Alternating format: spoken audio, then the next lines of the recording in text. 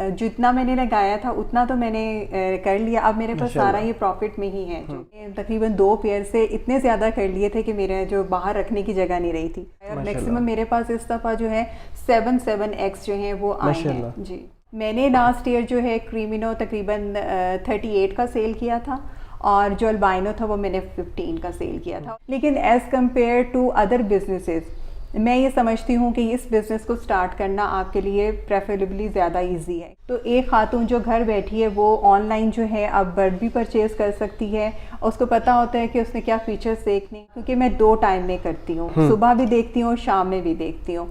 तो फिर ये होता है कि मेरा जल्दी मैंने तकरीबन मैक्सिमम मेरा ख्याल 45 मिनट्स मुझे लगते हैं। ये तो बहुत थोड़ी इन्वेस्टमेंट से भी आप अगर स्टार्ट करना चाहें तो कर सकते हैं, क्योंकि ग्रीन फिशर का पेयर आपको हार्डली 5000 में भी मिल जाते हैं। और ये भी एक अच्छा है इसमें लव बर्ड्स में कि आपको बहुत ज़्यादा स्पेस की ज़रूरत नहीं है। आपने 2 केजेस लिए, आपने कोई ऐसे जगह देख ली अपने रूम में या, और ये बहुत मेरा ख्याल है लेडीज़ के लिए एक अच्छी फील्ड है जिसमें आप बहुत कम सरमाए से और घर बैठे आप ऑनलाइन अपना काम कर सकती हैं। और बर्ड आप सेल भी अब तो बहुत इजी है बर्ड्स को सेल करना।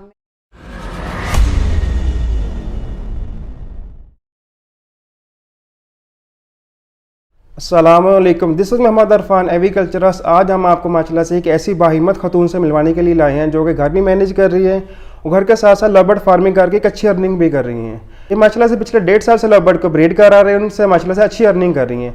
आज इनसे बात करते हैं, जानते हैं इनकी जर्नी के बारे में, इन्होंने स्टार्टअप कहाँ से लिया था, कितनी इन्वेस्टमेंट से लिया था और इस सारा कुछ मैनेज किस तरह कर रही हैं। अस्सलामुअलैकुम। वालेकुम अस्सलाम। कैसे हैं आप? अल्लाह का शुक्र, ठीक ठाक। आप कैसे हैं? अल्हम्दुलिल्लाह सब ठीक ठाक।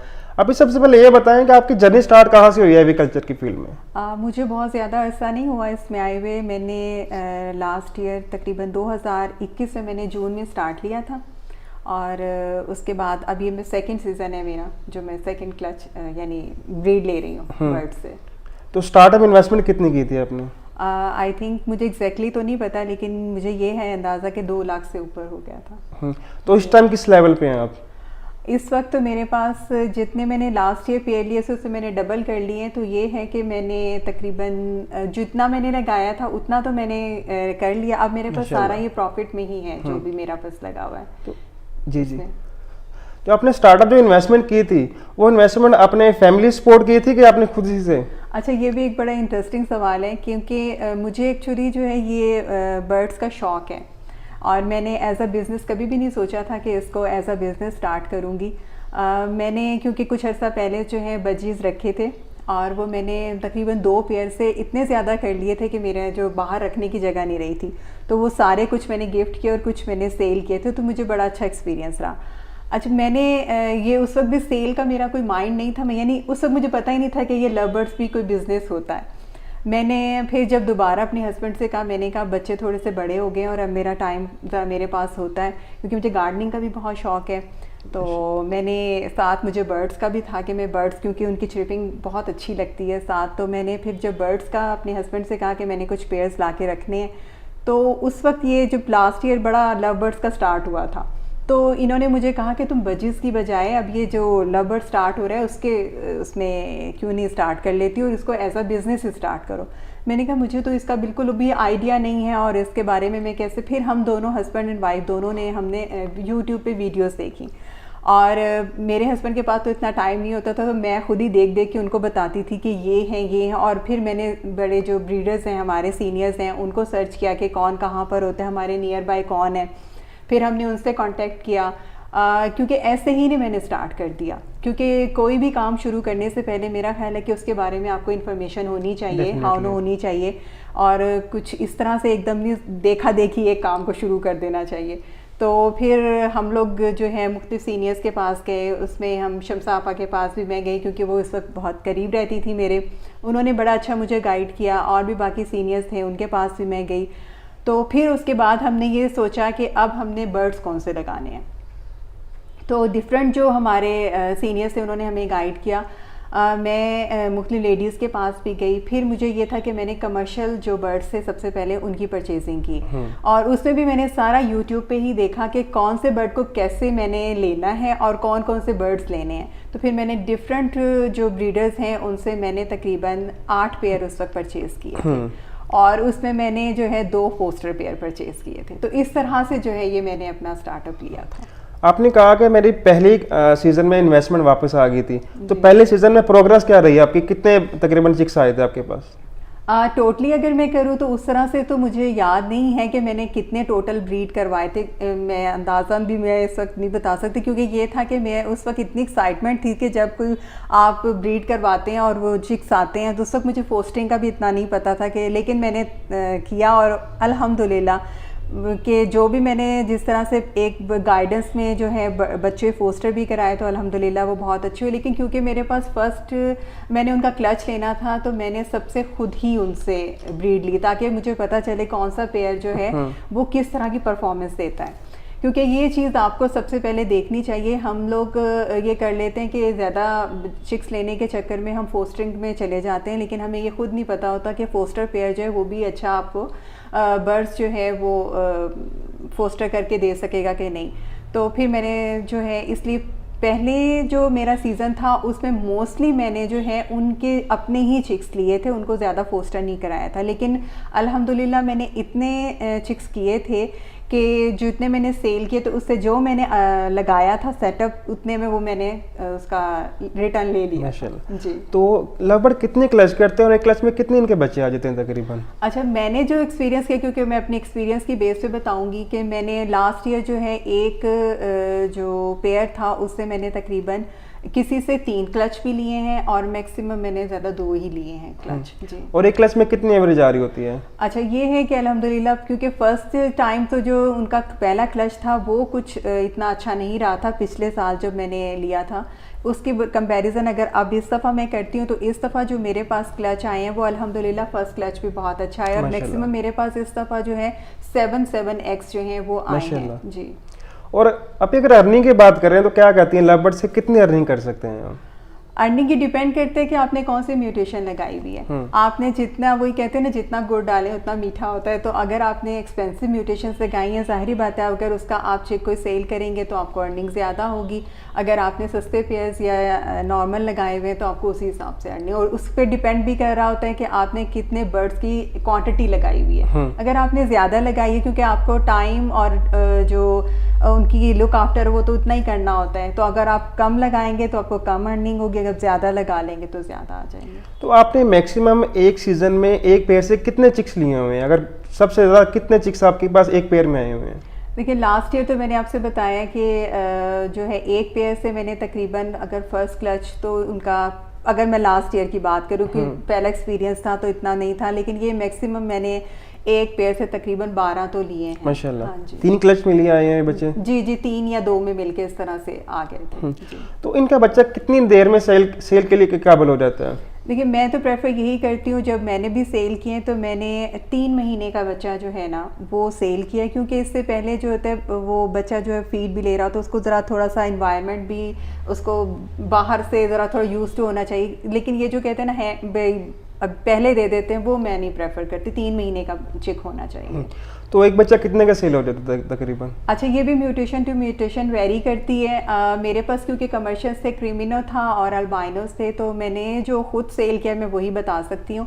मैंने लास्ट ईयर जो है क्रिमिनो तकरीबन 38 का सेल किया था और जो अल्बाइनो था वो मैंने 15 का सेल किया था। और ये मैं आपको ब्रीडर की बता नहीं रही, मैं आपको वो बता रही हूँ कि वो सेल्फ होने के बाद मैंने सेल किया। तो ये किस मौसम में ब्रीड करते हैं बर्ड्स?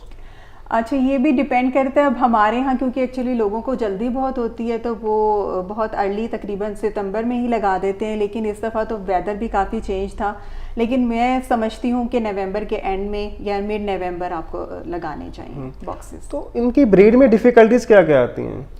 अच्छा, इसमें डिफ़िकल्टीज़ भी वेरी करती हैं। कुछ पेयर जो हैं वो परफॉर्म सही नहीं कर रहे होते, कुछ क्योंकि इनको नेचुरल, मेरा ख्याल है इनको टाइम देना चाहिए, ये खुद ही ब्रीडिंग मोड में आ जाते हैं, लेकिन लोग अक्सर परेशान हो जाते हैं और वो डिफरेंट मल्टीविटामिन्स और इस तरह से देते हैं कि जिससे जो है फीमेल्स जो होती हैं वो हीट पे तो आ जाती हैं और वो फिर अनफर्टाइल एग्स और इस तरह के इनके इश्यूज़ आते हैं। फिर डेड इन शेल का भी इशू जो है मोस्टली लोगों में आया है। और इस दफ़ा जो फर्स्ट जो मैंने ज़्यादा लोगों में सुना है वो ये है कि जो है अनफर्टिलिटी बहुत ज़्यादा है, डेड इन शेल है और अनफर्टिलिटी है बहुत ज़्यादा। आपको सिस्टर क्या लगता है, बर्ड्स को सिर्फ शौक की हद तक रखना चाहिए या बिजनेस में कन्वर्ट भी करना चाहिए इन्हें? देखिए, मैं तो खुद अपनी मिसाल आपको दूंगी कि मैंने शौक के लिए स्टार्ट करी थी, लेकिन मेरे हस्बैंड ने कहा कि उसको बिजनेस की तरफ लेकर जाएं। तो आप लेडीज़ हैं, तो आपको किन मुश्किलात का सामना करना पड़ता है?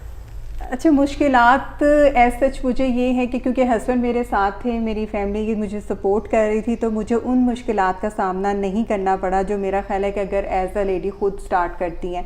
लेकिन as compare to other businesses मैं ये समझती हूँ कि इस बिज़नेस को स्टार्ट करना आपके लिए प्रेफरेबली ज़्यादा इजी है, क्योंकि आजकल मल्टीमीडिया का दौर है और आपको यूट्यूब पे भी बहुत अच्छी अच्छी वीडियोस मिल जाती हैं, आपके सीनियर्स आपको इतना अच्छा गाइड कर देते हैं। तो एक खातून जो घर बैठी है वो ऑनलाइन जो है अब बर्ड भी परचेज़ कर सकती है।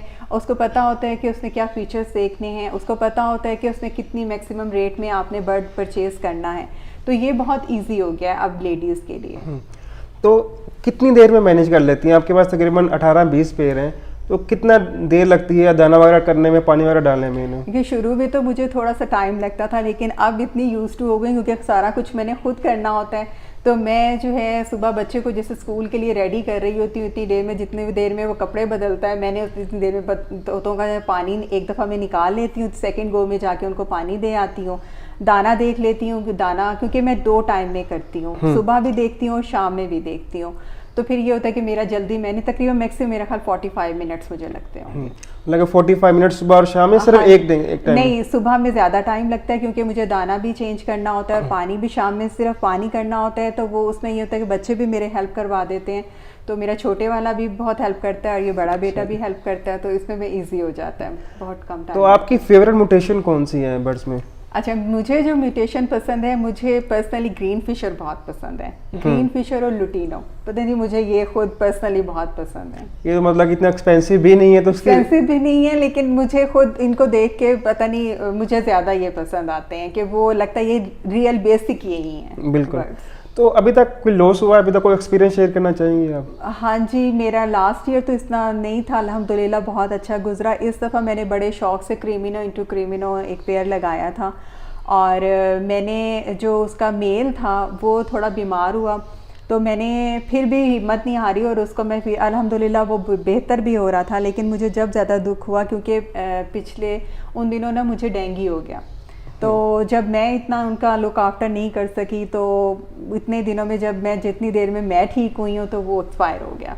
तो उसका मुझे बड़ा था कि वो मेरा लॉस हुआ क्योंकि मैंने बड़े दिल से वो पेयरिंग की थी।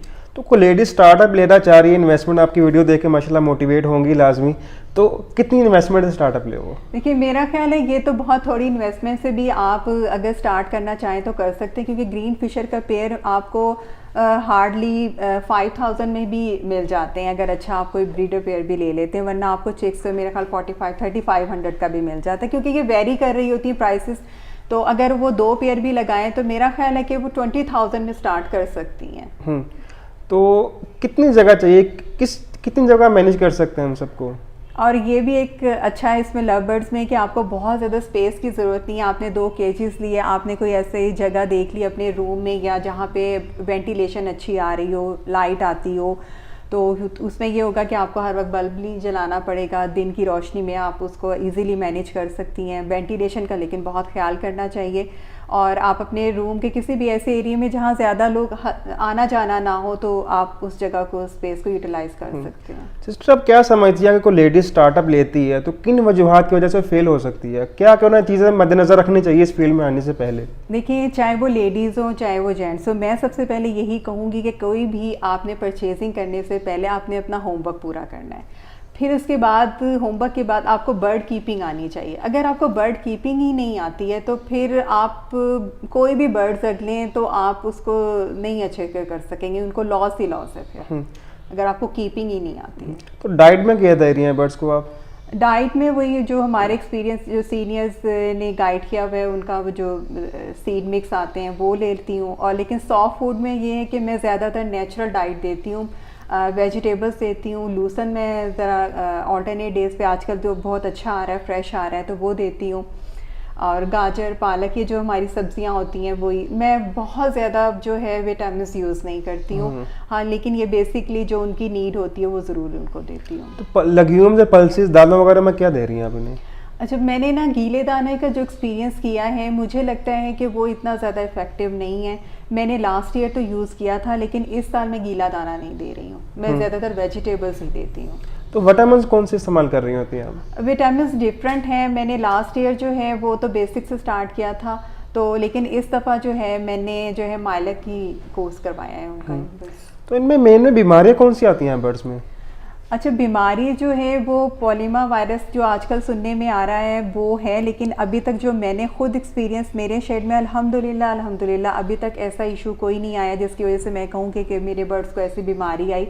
जैसे फ्लू वगैरह हो जाता है, नज़ला वगैरह, तो वो मैंने फिर जैसे मदर्स को तो ज़्यादा पता होता है, अपने बच्चों को नहीं उन्होंने ट्रीट किया हुआ होता है, ज़रा सा नज़ला हो गया एरेनिक दे दें, तो बुखार हो गया तो आपने पैनाडोल दे दी। तो इसी तरह मैंने अपने बर्ड्स के लिए भी किया हुआ है, तो ज़रा सा उनका नज़ला मुझे फ़ील होता है तो मैं एरेनिक दे देती हूँ, और अगर उनको मुझे लगता है कि बुखार या कुछ इस तरह है तो मैं उनको पैनाडोल दे देती हूँ जी। तो आप मैनेज किस तरह करती हैं कि आपके शेड में या बर्ड्स में वायरस वगैरह बीमारी वगैरह ना आए? बायो सिक्योरिटी कैसे मैनेज करती हैं? इसमें ऐसे कि अगर तो जब मैं परचेजिंग पहले करती हूँ तो मैं उनको क्वारंटाइन करती हूँ सब बेसिकली, क्योंकि आपको नहीं पता कि आप जहाँ से बर्ड्स लेकर आ रहे हैं, तो वैसे तो मैं देखती हूँ कि वहाँ पे कितनी क्लीनलीनेस है, और आप जिस शेड से बर्ड लेकर आ रहे हैं वो कितना वहाँ पे उन्होंने उसकी मेंटेनेंस की हुई है।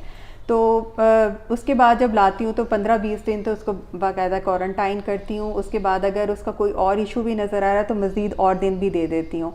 दूसरा ये कि मैं सफाई का ज़रा ख़ास ख्याल रखती हूँ अपने शेड में भी, और जो है फ़िनाइल वगैरह और विरकॉन एस वगैरह का स्प्रे भी यूज़ करती हूँ। तो ये चीज़ें हैं जो आप, और दाने और पानी का जो पॉट्स हैं वो ज़रा मैं उसकी भी सफाई का ध्यान रखती हूँ। तो एंड पे क्या एडवाइस देना चाहेंगी आप? एंड में यही एडवाइस देना चाहूँगी, ये लेडीज़ के लिए एक बहुत अच्छा एक बिज़नेस है, और जितने भी आजकल जो लेडीज़ हैं मुझसे पूछती हैं तो मैं तो उनको यही मशवरा देती हूँ कि आप इस फील्ड में आएँ। और ये बहुत, मेरा ख्याल है, लेडीज़ के लिए एक अच्छी फील्ड है जिसमें आप बहुत कम सरमाए से और घर बैठे आप ऑनलाइन अपना काम कर सकती हैं। और बर्ड आप सेल भी, अब तो बहुत इजी है बर्ड्स को सेल करना। अब मैं आपको बताऊं कि मैंने लास्ट ईयर भी कोई अपने बर्ड्स की ऐड नहीं लगाई थी। ये ज़रूर है, जब फेसबुक पे मैं देखती थी तो किसी को कोई बर्ड चाहिए होता था और वो मेरे पास अवेलेबल होता था तो मैं ज़रूर उनको जो है वो कांटेक्ट करती थी और बताती थी कि मेरे पास ये बर्ड अवेलेबल है, और उसकी बहुत अच्छी सी पिक्चर उनको जो है खींच के भेजती थी। तो ये कि आप अगर फेयर होकर डील करेंगे, आप नियत से आप इस काम को करेंगे तो आपको फ़ायदा ही फ़ायदा है। चलिए, आप ही बहुत शुक्रिया, आपने कीमती वक्त दिया और एक मोटिवेटिव बात की है, माशाल्लाह लेडीज़ के बहुत काम आएगी। Thank you so much everyone. उम्मीद है कि आपको आज की हमारी वीडियो पसंद आई होगी। अगर आपको हमारी ओवरऑल वीडियोस पसंद आती हैं और आप चाहते हैं कि हम सेटअप विजिट करते रहे, आपके लिए वीडियो चलाते रहे, तो आप हमारे चैनल मोहम्मद इरफान एग्रीकल्चर जरूर सब्सक्राइब कीजिए और बेल आइकन को लाजमी दबा दीजिए, जिससे हर नई आने वाली वीडियो को नोटिफिकेशन आपको बर वक्त पहुंची रहेगी। इंशाल्लाह इस वीडियो का पार्ट 2 आएगा, उसमें हम आपको सिस्टर का सेटअप विजिट करवाएंगे। Thank you so much. अल्लाह हाफिज़।